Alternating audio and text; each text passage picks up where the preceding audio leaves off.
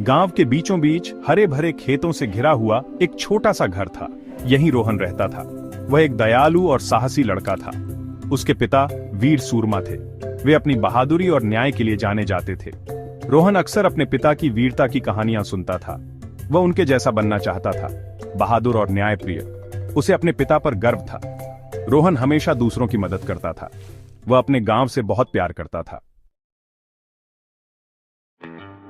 एक दिन रोहन अपने पिता के बारे में सोच रहा था। उसके पिता अब इस दुनिया में नहीं थे, लेकिन उनकी कहानियां रोहन के दिल में जीवित थीं। गांव के बुजुर्ग अक्सर कहते थे, रोहन में अपने पिता की झलक दिखती है। रोहन यह सुनकर गर्व महसूस करता था। वह जानता था कि उसे अपने पिता के नाम को रोशन करना है। उस रात रोहन को एक अजीब सपना आया। उसने खुद को एक घने जंगल में पाया।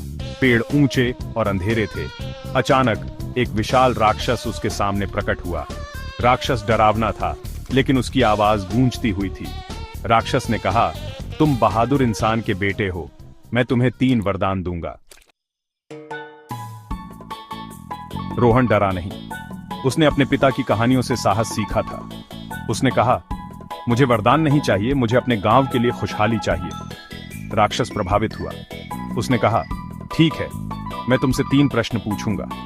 हर सही उत्तर पर तुम्हारे गांव को एक वरदान मिलेगा। रोहन तैयार था। उसने अपने दिल में हिम्मत जुटाई। उसने कहा, मैं तैयार हूं। Section 5, the first challenge. राक्षस ने पूछा, सबसे बड़ा धन क्या है? रोहन ने सोचा। उसे अपने पिता की बात याद आई। ज्ञान सबसे बड़ा धन है। उसने उत्तर दिया, ज्ञान सबसे बड़ा धन है। आकाश में बिजली चमकी। पहला वरदान मिल गया था। अगली सुबह गांव में एक नया कुआं प्रकट हुआ। इससे शुद्ध पानी की धारा बह रही थी। लोग खुश थे। रोहन जानता था कि यह सिर्फ शुरुआत है। उसे आगे भी सही जवाब देने थे।